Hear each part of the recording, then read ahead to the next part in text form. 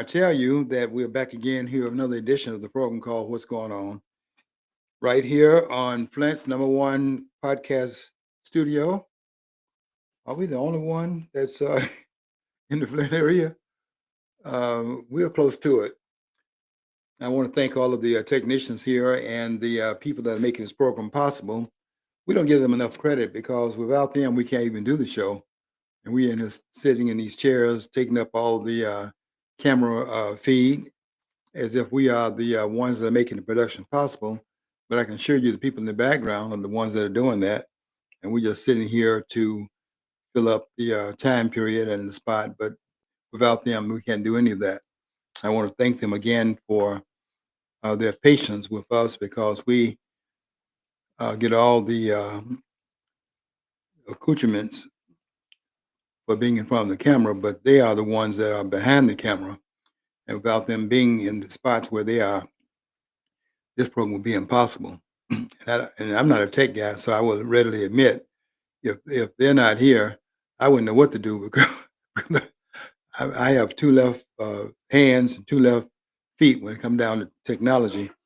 But they know what they're doing, and it's amazing how they can iron out a lot of the bottlenecks we've had over time at the studio. They can simply iron out these kinks and make it possible to do what we're doing.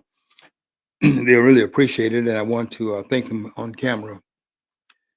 We are here to do a program in the aftermath of this foolishness we had going on for the last, week or so. And hopefully it comes to a close when we stop. First of all, we can't stop covering it, but as we go to something else and begin to give attention to something else, maybe that will draw attention away from all of these things they're doing, none of which makes any sense.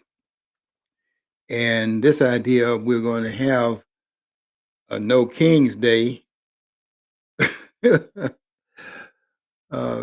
means that Donald Trump is not interested in being the president anymore. He wants to go above that.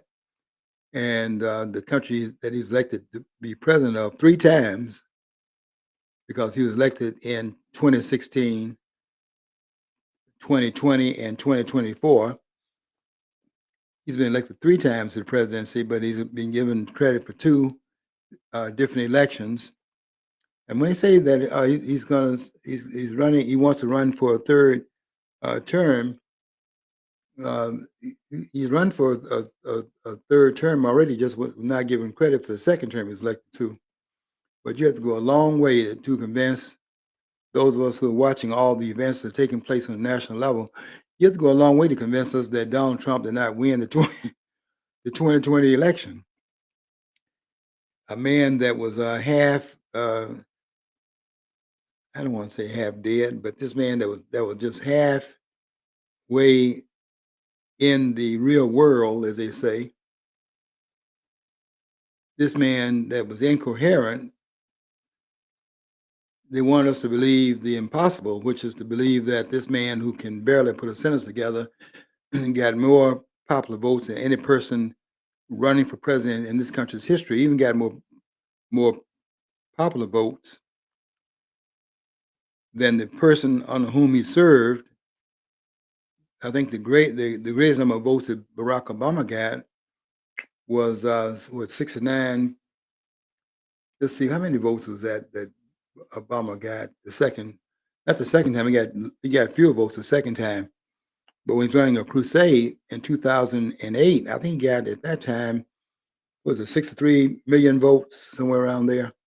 And they're now claiming that in 2020, Joe Biden got 73 to 75, a little bit more than that, as a matter of fact, million votes. And it just does not compute.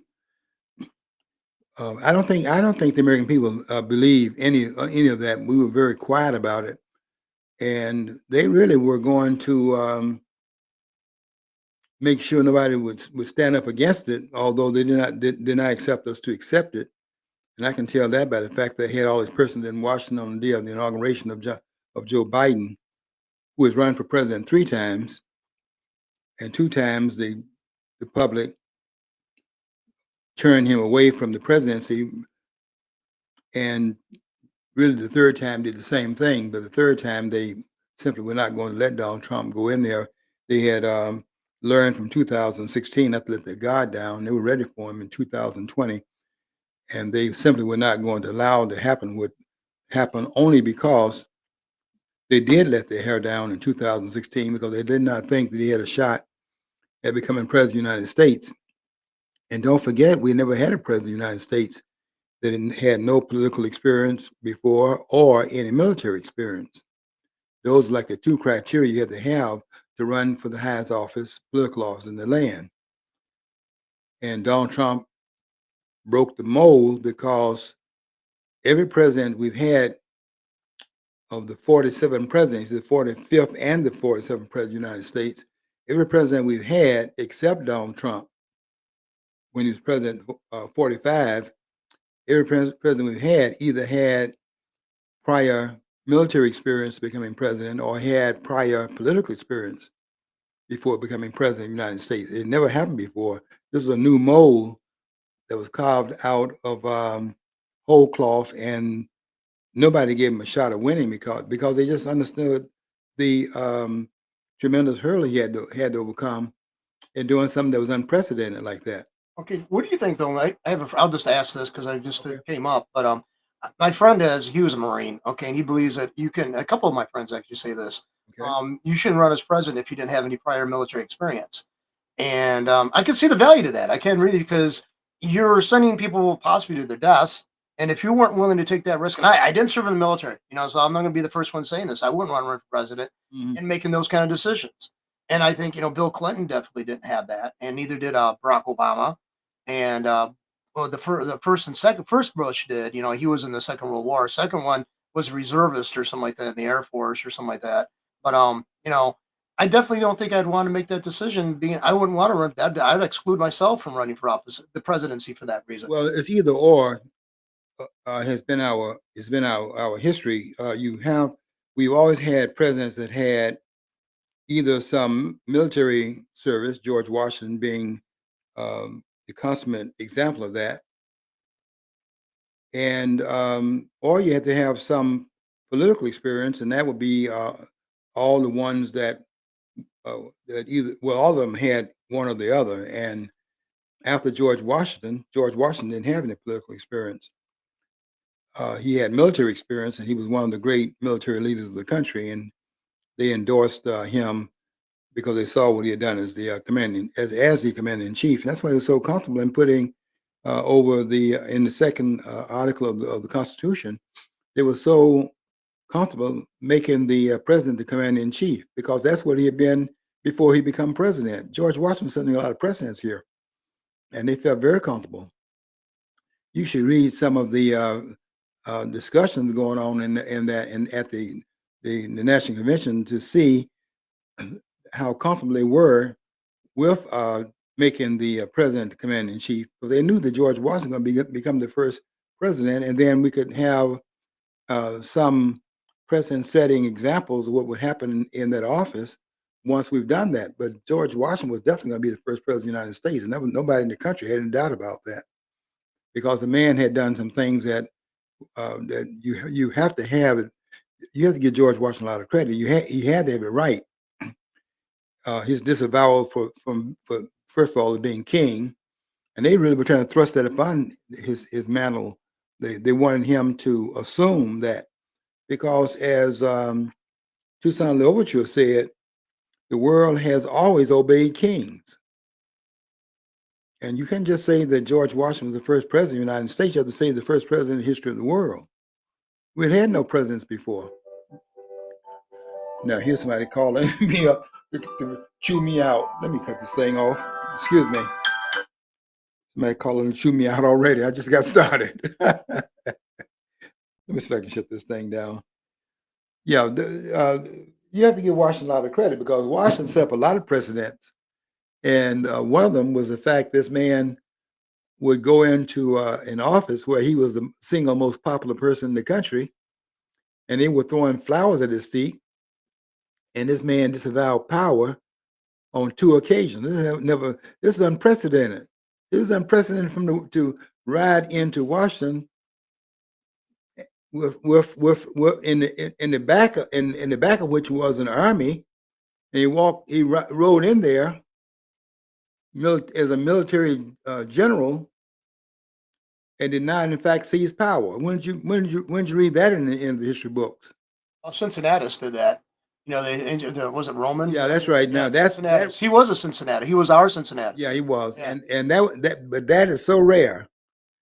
When you go into center of power, and you go look at the examples in modern times and in ancient times, you don't see people going in there with an army in back of them, and then they go in there to surrender power once they arrive in the seat of power. They're there to assume power, to assume that the army has cemented their role in the place in which they have fought in behalf of the general to get to that position, and not to vacate it once it's been arrived at. You don't see that happening in history. It takes a monumental type of figure to do that. And John says Cincinnatus, and he's correct in that. But how many times have you seen that in history where somebody goes into a power center, and in back of that person is a military apparatus that's been put in place, and they don't go in there and say, "I came," as Hillary Clinton said, quoting after Julius Caesar, we saw," and she said he died. She's talking about Gaddafi, but Julius Caesar was one that went into Egypt and said, "I came, I saw, I conquered." And that's the way it is. Once you conquer the land, you set over the land. You don't surrender it once you've done it, because if you fought for to remove the person out of power, and he can't fight to remove you from power, you stay in power. And that has been the history of the world. But there's something different taking place in our experience. And that is something we need to pay attention to and not surrender, because that's what makes us unique. Very, very few things are making us unique today. But that's one thing that makes this country unique. The fact that a president is set up for the first time of a person who comes into office from a military apparatus that's been put in place, and once getting there, surrenders to the civilian authorities. That's very rare. And George Washington, because of that, I think, makes him the most outstanding president this country's had. I don't think anyone else would have done that in terms of there not being a precedent for that, and then sets a precedent up around that which had never had occurred, or had occurred so rarely is very, very much ill defined in history as having occurred. Because how many times have you seen it? What, one time before that? Washington was a consummate president, unprecedented. No one had become president in the history of the world before Washington. Washington set up a mold that it could have been very different if he had in fact gotten it wrong. We got it right, and he got it so right that when he finally stepped down after 2 terms, it was such a powerful president that he set that it lasted from the time period of Washington stepping down until 1940, when Franklin Delano Roosevelt. I always sometimes get a Freudian slip when I get to Roosevelt, because I think of Woodrow Wilson in the same mold as Franklin Delano Roosevelt. Well, let's see. Will Wilson's work helped contribute to the power base that FDR would later on create further for himself.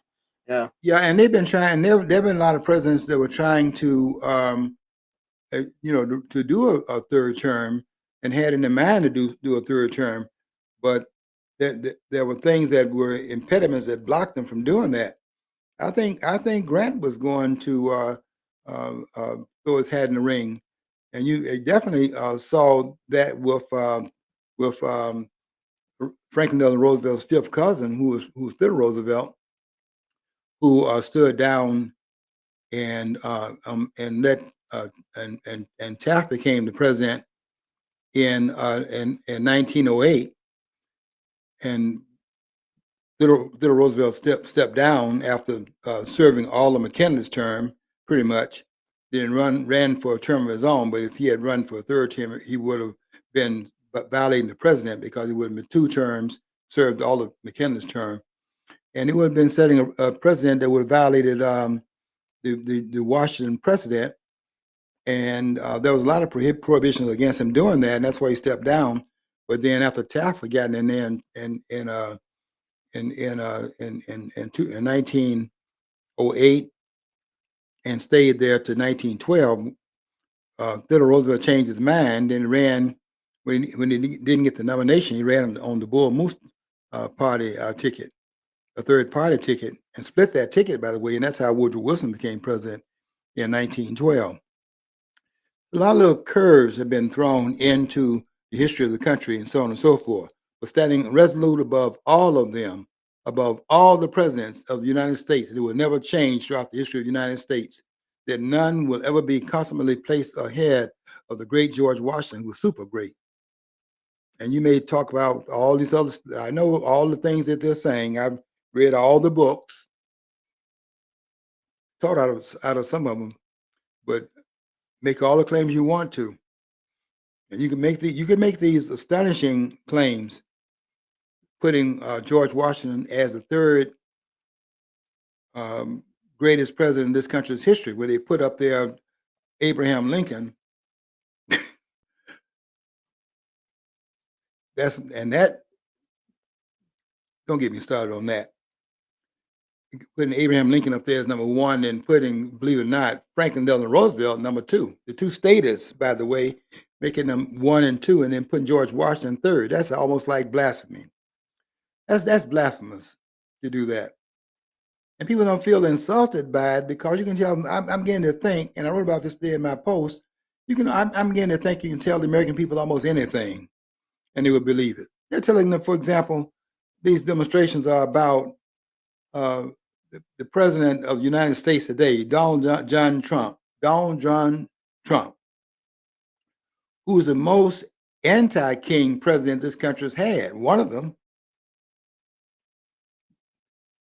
Nobody was more anti-king as a president than George Washington, because they kept trying to throw that on his mantle, and George Washington was not having it. They wanted him to become king. They didn't feel comfortable with anybody else going up there and being the commander in chief and having all that power in the presidency. And George Washington was not in that commanding in chief role. They wanted Washington in that role, and they were, and there was a lot of gloom in the country when Washington was determined to step down and then let his lessers, that's what they were, his lessers, assume the power that he had. Because all of them were beneath that mantle, and none have been above that mantle since. There's never going to be another George Washington. And you can make all these claims. I read all these books. Go read some of these books about Washington, and see if you think that you have read a history of another president that if he were in George, and here's the litmus test, who if he had been in George Washington's stead, would have acted consummately as George Washington acted. Can you even imagine that? No precedent for it,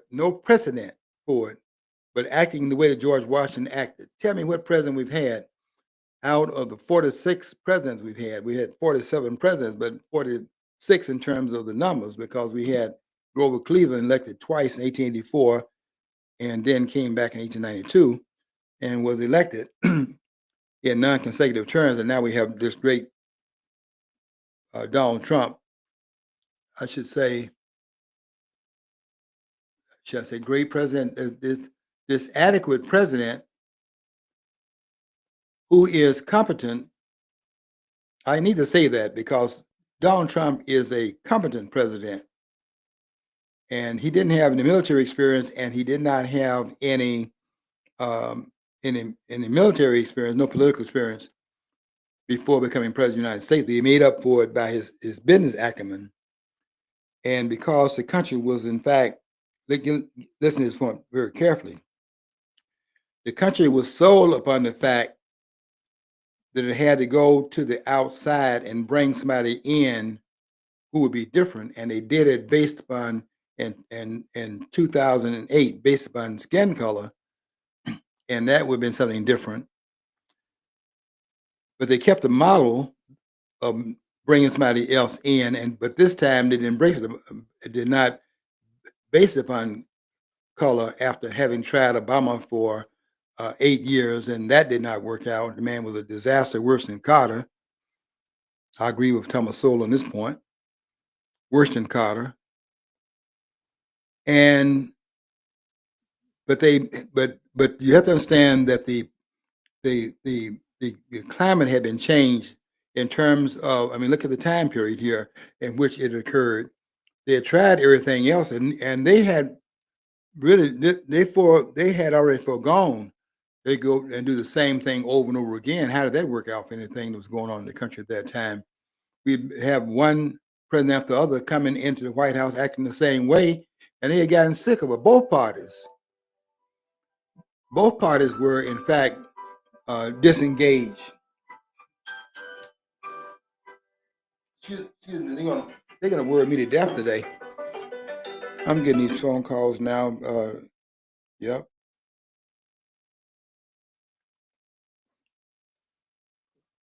Yeah. The people. I'm getting some objections already. Yeah, you can object to what I'm saying. I'm not just here sitting in a chair. I've done a whole lot of. When I was out of the country for a month, I read 5 books while I was out of the country. I took some of the heavyweight books over there. When I'm reading Ann Coulter, I have to say this about her. She's a great researcher. I read her book. I had it for a long time before I read it, but I had a chance to read it over there overseas. Her book a book titled Treason. That's a remarkable book, well researched. And I went through it along with really 5 other books. As a matter of fact, I read 6 books when I was overseas, and because I read one of the books, I had a person I went over there with, and I read a book that he bought, and I read that book also. I didn't want to buy it, so I read it before we came back, and I agree that now she's well researched. I agree that what we have in this country right now is treason. But none of them are going to ever stand up for the country the way that George Washington stood up for the country, because George Washington understood very much. You can read Ron Chernoff's book and see this.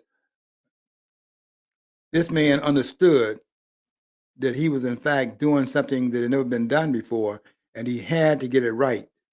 Washington had sleepless nights because he understood what role he was playing, and that if he got it wrong, he understood that this would be a disaster for this country.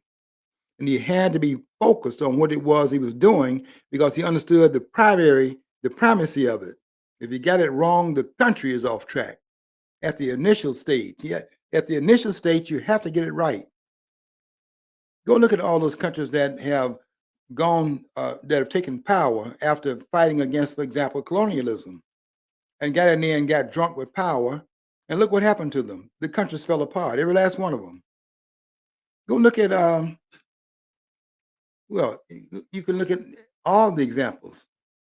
But Washington stood there resolutely for what it was he stood for, and stayed true to his mission. His mission was to set the country on a course, given his statue as the first president, and it's the president of the founding president of the country, the father of the country, they called George Washington.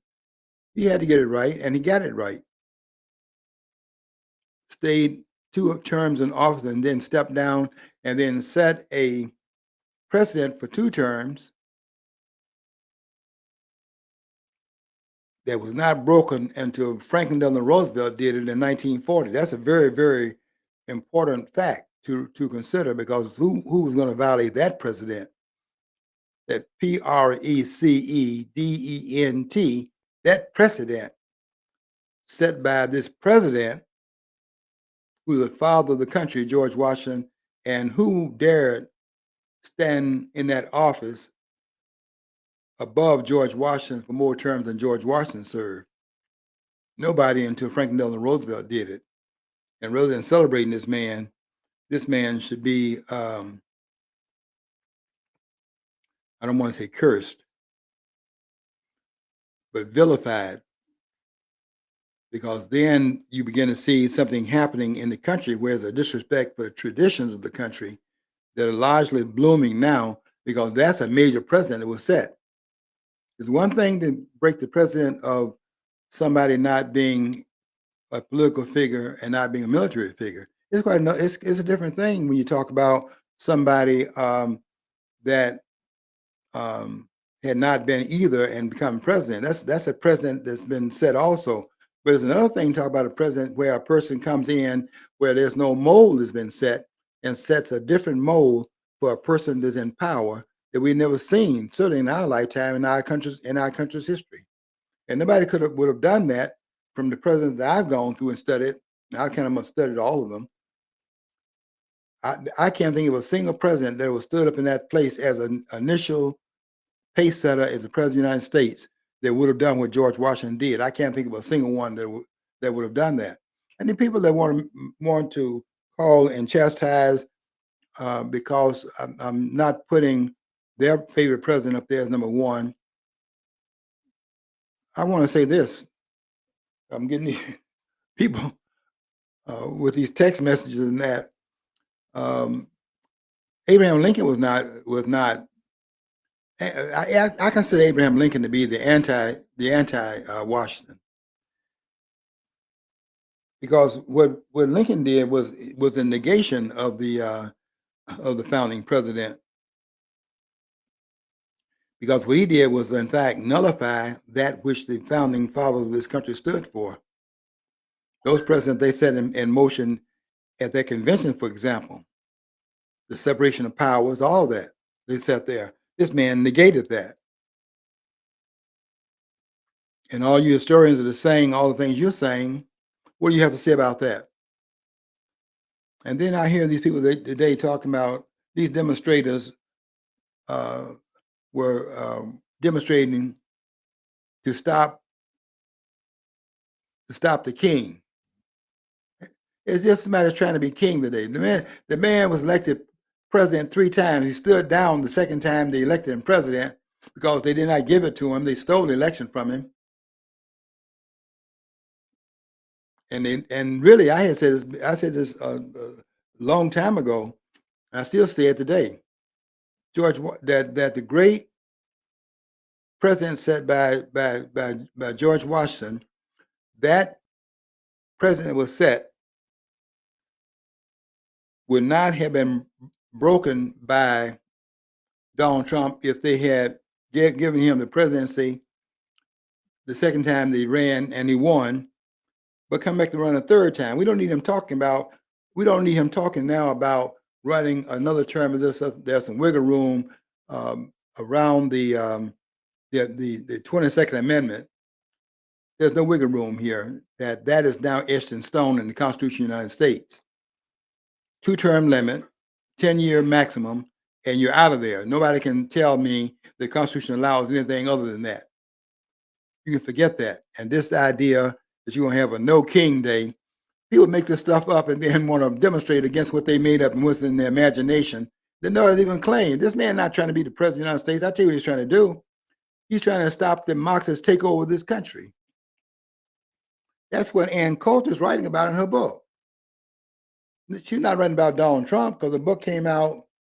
Her book on treason came out in 2003.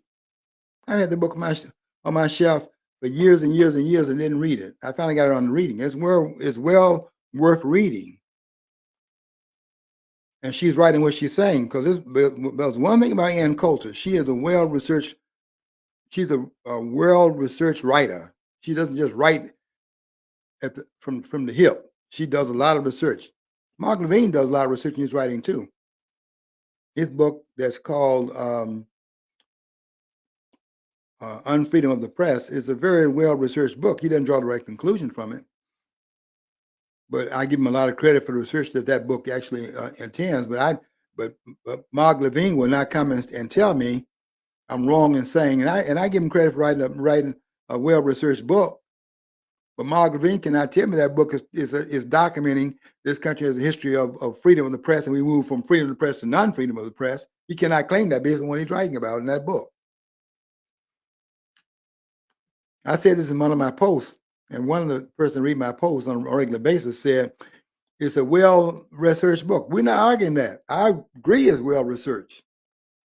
What I'm arguing about is I'm writing saying the book does not verify the conclusion that Mark Levine claims that book verifies and documents and validates, because that's not true. There's been no freedom of the press in this country. Now I know people are going to argue that point, but they argue it only because they see that the government has not always been the culprit here. Yeah, listen to me close. Oftentimes, the press has been the culprit here.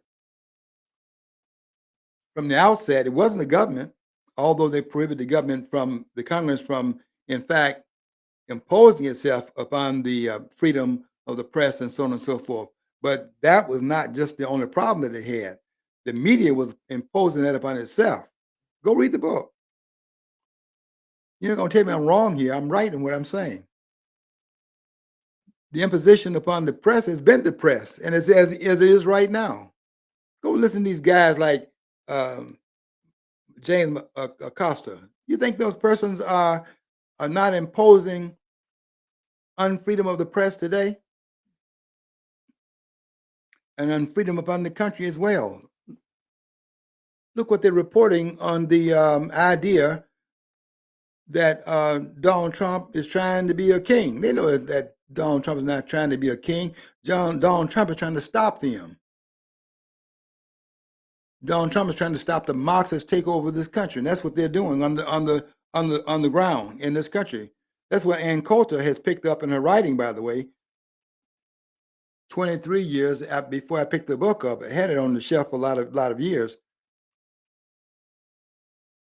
I think that book has been on my shelf. I'm ashamed to say that I read a lot of her other books. Every one of them is well worth reading. And many of them have been New York Times bestsellers, not thanks to New York Times that have blacked out her books. One of the book Treason is talking about a person been blacked out in history, and that person is Joseph McCarthy. I bet you there are not three people in this country to understand the importance of Joseph McCarthy, because they made that name a dirty name, McCarthyism. If you say the word in academia, I was in academia, you say McCarthy, Joseph McCarthy in academia, and you're going to get people frowning at you because they're just convinced by their studies, parental studies, I would say, that Joseph McCarthy was not a demonic figure. Joe McCarthy, sometimes he got a little beside himself with a lot of the emotional things that happened, and of course, at the end of his life, he had developed a drinking problem and so on. But the man was absolutely right in the things he had founded, and he was right on target in saying that this country. He didn't say anything different than what Alan West is saying today. Alan West was saying that there were 80. He counted 80 people in the Congress that were communists. There are communists in the government right now. There are a lot of them in the hierarchy of the government. And Alan West is correct in that, but he's not as bold as Joseph McCarthy was. But Joseph McCarthy was indicting the people that were in the Eisenhower administration at a time when it was unheard of to be accusing a person that had military background of having harbored persons in the administration who were, in fact, anti what it was he had fought for in World War II. But you have to understand that they had come out of World War II with the idea they were against Hitler, but they were not against Stalin. They were fighting on the side of Stalin in World War II. So a lot, I mean, this idea of Uncle Joe, Uncle Joe, give me a break. What's that about Uncle Joe? They call Stalin Uncle Joe. Uncle, who's uncle? I'm not even sure whose uncle is Uncle Sam. But Uncle Joe, you could get out of here with that like yesterday. But that's what they were calling Joe Stalin in this country. And Joseph McCarthy was not buying it. Sorry. The man was a national hero. And you have to go and understand why he was black, why he is blacked out in history right now. I mentioned something in the university about that, and you'd be surprised of the storm it created. They didn't know what I know. McCarthy was a national hero. Some of the polemics of that were beyond the pale, but the centrality of his conclusion was correct. And you don't see it as well as I see it, or some others see it. They've been on the trail of this for a long time and have been tracing it through what is happening from that time period up to the present time. And I will tell you right now, and we on the precipice right now of a Marxist takeover over this country, and there is a person in the White House right now that's standing against that, and that's why they're on this case. They know this man not trying to be. How you gonna try to be a king by fighting for the enforcement of the immigration laws of this country? I'd like to see how they can compare Trump being a king with a person who the Democrats have always tried to tell you where you're going to send your kids, where you got to be vaccinated, but pretty much rule with capriciousness and whim. That's what a king would do. Right, John. Donald Trump, if anybody's the anti-king today, it is Donald Trump. That's why they're pouring water on his parade. They understand this. This man poses an existential threat to the agenda that's been placed on the ground in this country. When you go back in history and you read that speech that Dwight David Eisenhower made on the 17th of January 1961, this is 3 days before Kennedy came into the presidency as a result of the stolen election in 1960, stolen underneath Richard Nixon, who they did him in again in 1974 after he had run for a second term, having been elected president in 1968 and ran again in 72 and won the landslide, won every state in the country except Massachusetts. Got every electoral vote except 20. The 17 electoral votes in Massachusetts and the 3 electoral votes in the District of Columbia that no Republican going to win anytime not in my lifetime, not there. And he won all the electoral votes that year. About Richard Nixon in 1972 won all the electoral votes except 20 electoral votes. Let's see, I said 18. I said 17 I'm sorry, 14 in Massachusetts, 3 in the District of Columbia, and then there was 1 faithless voted that year. So there were, Richard Nixon got 520 electoral votes that year, 520. Won every state except 1. Had the largest plurality in the history of the country, won by 17 million votes, as opposed to his opponent, George McGovern, that year, had 17 million more votes than anyone else did, than any candidate has ever done before in terms of the margin of victory of this president. But it was not enough to save him because he was toppled by the Central Intelligence Network. And they toppled Richard Nixon. And I'm going to say this on the air for the first time. They're not going to contradict me. too much research is behind this claim I'm getting ready to make, and that is that Richard Nixon had violated one of the tenets of the deep state, and that was to violate the détente by going and making up with China in 1972. Go and read about it now yourself, and you can see here that détente with China that same year, and they're going to get him because this idea of having the Cold War allows the Pentagon and other military members of the military in the military establishment, which Eisenhower called on the 17th of January 1961, called it the military industrial complex. That's a lot of money involved in that. And if you can scare people half to death and tell them that it's imminent, that the Russians are coming and things of that sort, or the Chinese now are coming, or the virus comes out of China, anything to keep the people's attention riveted away from what's happening in Washington,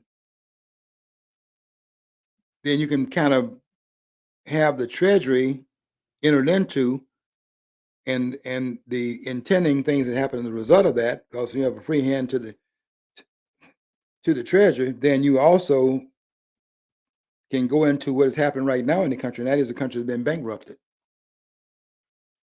by these kleptomaniacs. This country has been bankrupted by these people, by two fundamental hosts that they've had in this country, and that is one of them is the NASA, NASA, the NASA hoax, that they were, in fact, it's unbelievable as you look back at it now and see that they don't have the capability today, and I dare them even pretend they can do that again, run that hoax that they ran in 1969 with that technology. Can't be done. It can't be done with the technology they have today. They cannot be done. I'm telling you, it cannot be done. And Candace Owens, you had a lot of courage to come out there. Your platform is much bigger than my platform, but for you to say that, I know what you're saying. I know the evidence on which on that you propping that up on. But I read William Cason's book a long time ago. I knew the evidence, and I know that they can't do that today. Cannot be done. Cannot be done. First of all, you can't do with that aluminum foil they use over that they cover that machinery up. That's nothing but aluminum foil. You're not going through the Van Allen belts, which is 25,000 miles of radioactive material. You go in there twice, go in there and then come back the same way and come back to that belt again. You're not fried. Your machinery is not fried and things of that sort. It cannot be done. They can't do that. They can't do that today. And I would dare them even try to tell that to the American people, because we'd be watching it now. It didn't happen. And then Candace Owens is saying that on a national platform, and they're not contradicting her. They're not going to come out there and challenge that and then put that out there where we can see a debate going on. They can't afford that, because that could not have been done with the technology they had in 1969. But Kennedy had put a challenge to the country that we're going to go to the moon and do the other things, not because it's easy, but because it's hard. We want to accomplish hard things, and it's hard, impossible. But we were starry-eyed, and I can understand that, because we did not understand that we didn't understand all the things that McCarthy was doing. Didn't understand what the implication what Eisenhower has said, and he should have known, because Eisenhower was there when they right after Truman. Look what they did in Truman's case, and then right after Truman, he was there when he took the military down there to Area 51 because they were telling the president, this president of the United States had been over the military, telling him he could not go to Area 51.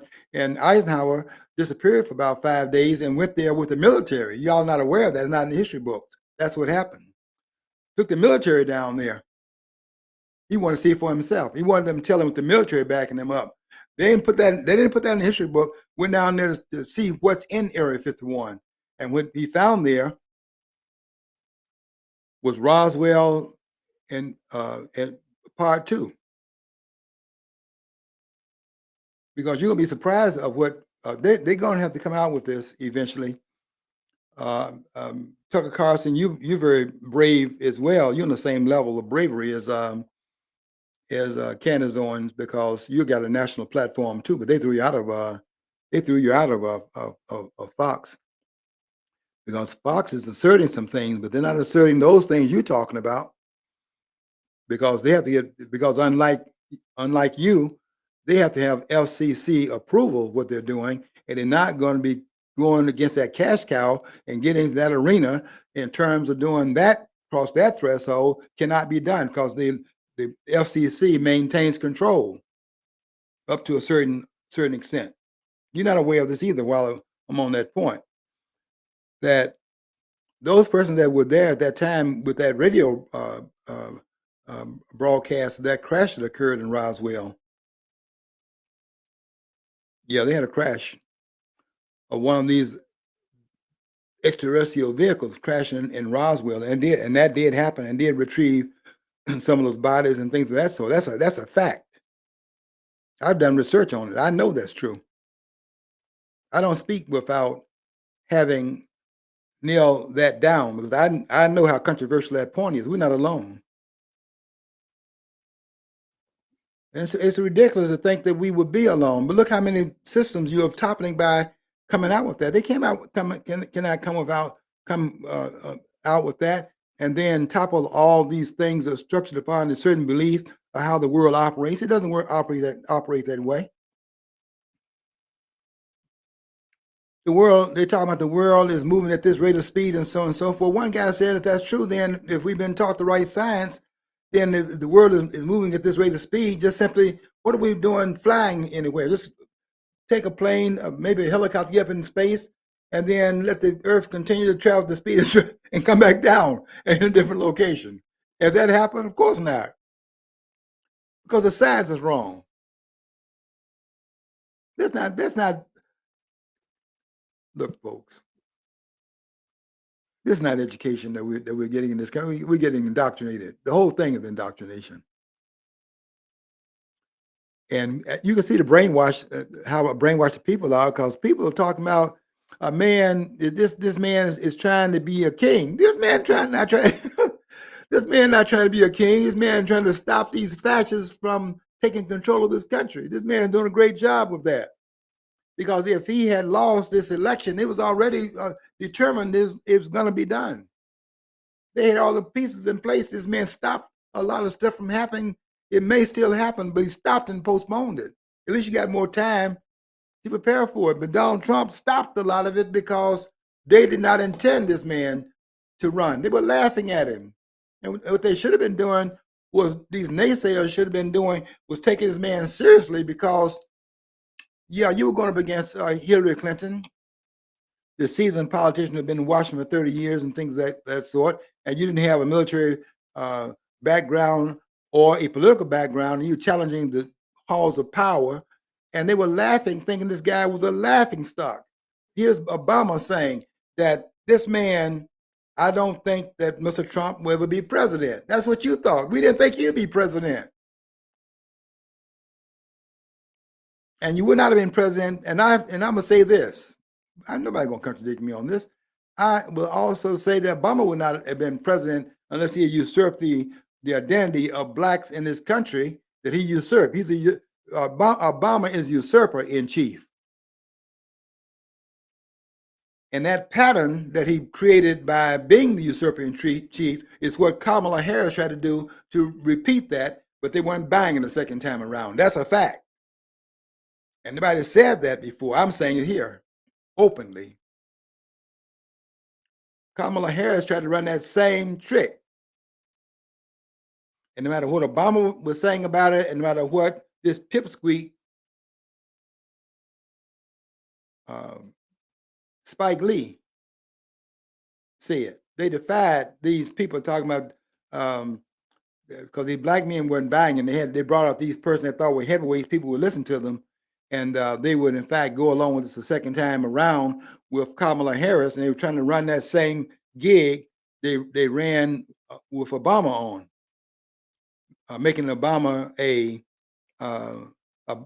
black president.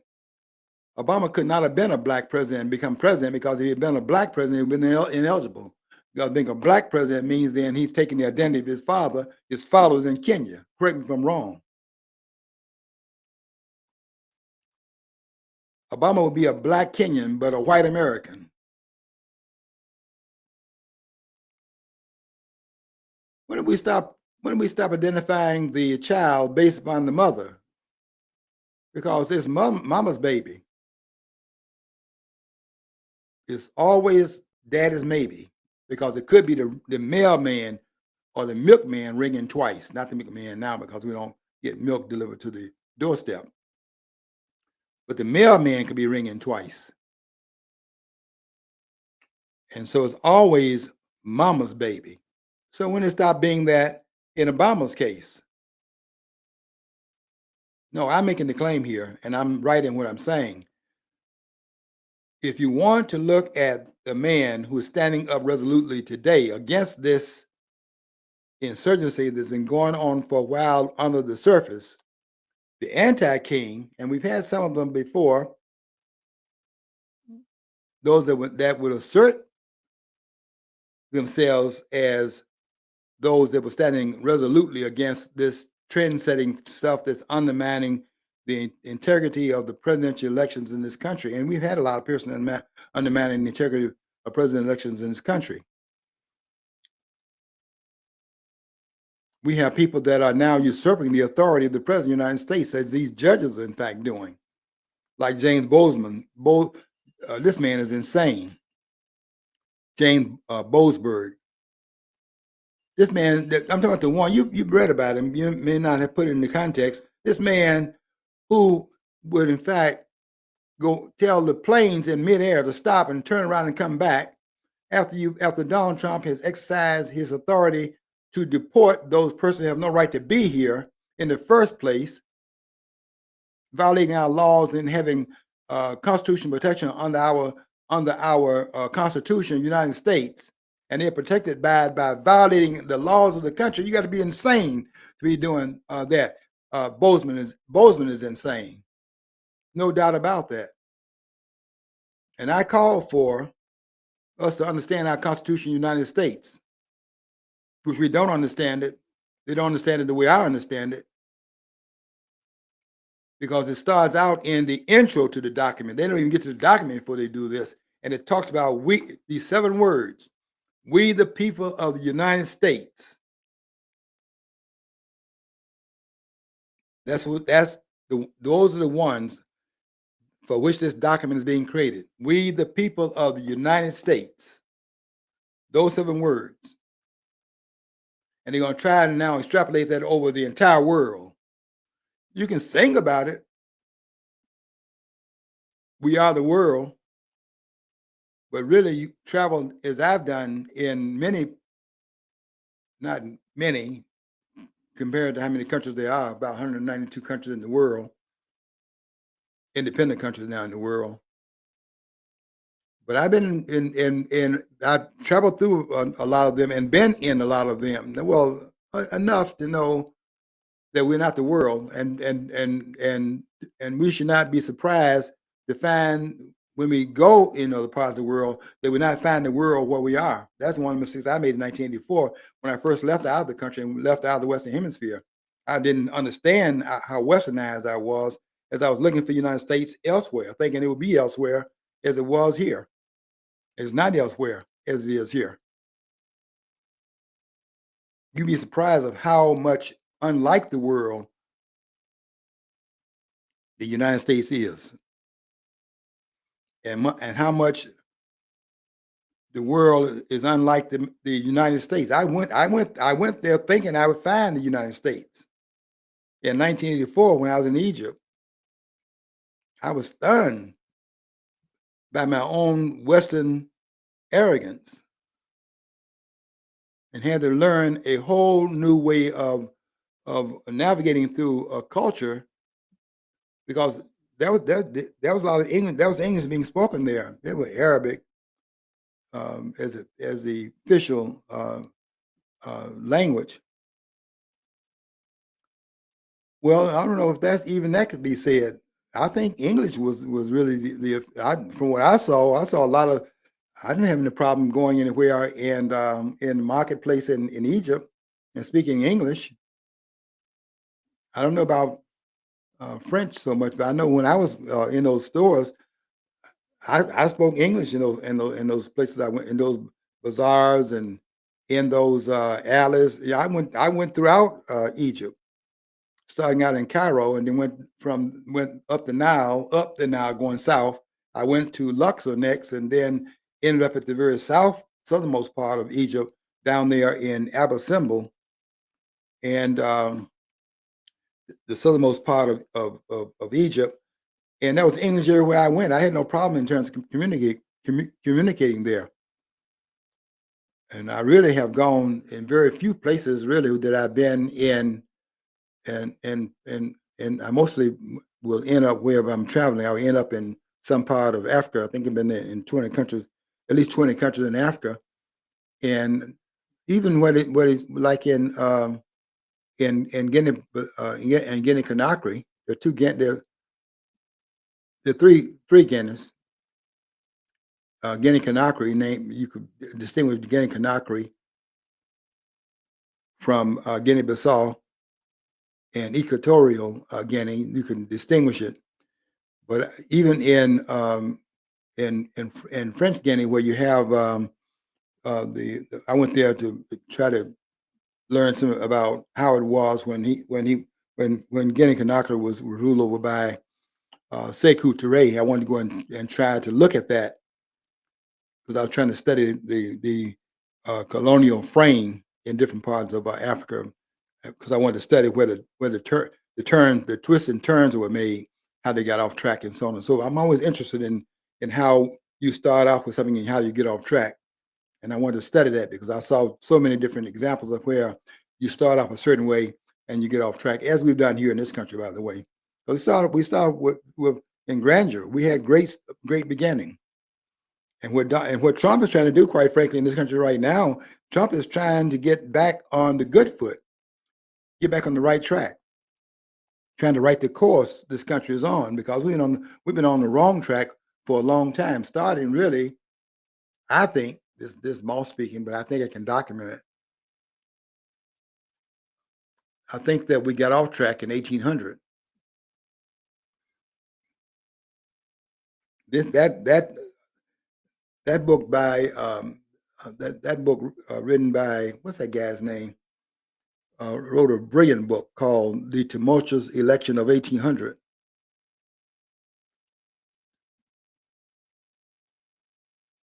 Adams versus Jefferson. That's a very good book. The tumultuous election in 1800. We didn't even survive 3 presidential elections before we started to come unglued at the seams. And John Adams has a lot to answer for because of that. And be honest with you, so does Thomas Jefferson. See, it's one thing to be out of power and have a lot of umbrage about what's taking place, and then get in power and then assume another posture than the one you had when you're outside hollering about those inside and what they were doing as insiders. But when you become an insider, then your voice changes. It's just the way power operates. And we've had a lot of that going on in this country. People have a lot of different views of what they're going to do when they get in power. And they get in power and find out, okay, it doesn't work that way, quite frankly. And a lot of it is they're carrying your own baggage in there as well, and adding to some of the baggage of others that have gone before you, and they've added some things to it. And then you see that this is not quite the way you it looks on the inside the way it looked to you on the outside. I read a lot of cables of communications around the world. I read the communication between, since people now talking about Patrice Lumumba and Kwame Nkrumah. I read a lot of the cables that between them. And Lumumba could not understand Nkrumah because Nkrumah was talking the way he was talking when he was out of power. But then he wanted to talk to Nkrumah. He thought Nkrumah was going to talk the same way as the president of Ghana that he was talking when he's out there in the bush with him. You talk different when you get in power. Power, it changes. Power, you can't talk that way when you're the head of state. The talking is different. And Lumumba had not tasted power. He had been elected, but they're not going to let Lumumba go in there in the Congo. And so he couldn't understand what Nkrumah was talking about, because the talking outside, when they're both outside, was different than the talk when one is outside, still out there, and the other was inside now, and his position has been changed. You couldn't understand why the dialogue was different. Okay, so anyway, I'm hollering and screaming, and we got to wrap up. And you have to understand that power does change you. It changes you because your status has been changed. And don't buy this stuff that this man is trying to be king and that he wants to, in fact, rule the country as a king rather than as a president. He already has enough power as a president. And what is really bothersome for me is that he won't use the power that he has, because he has more power than he has. And if he uses the power that he has, he would not allow Boasberg and others telling him what a president of the United States can do in terms of the commander in chief. And I will tell you this before we get off the air. If you think that this man is trying to be a king by asserting his authority about the question of about immigration, go and read Article 2, Section 2, Clause 1 of the Constitution, and then let's talk about it. Okay, I got to get out of here. John's I'm going to saw his neck off. I'm going to get out of here right now. Until next week, we want you to follow your dream. If you don't follow your dream, you'll never know what's on the other side of the rainbow.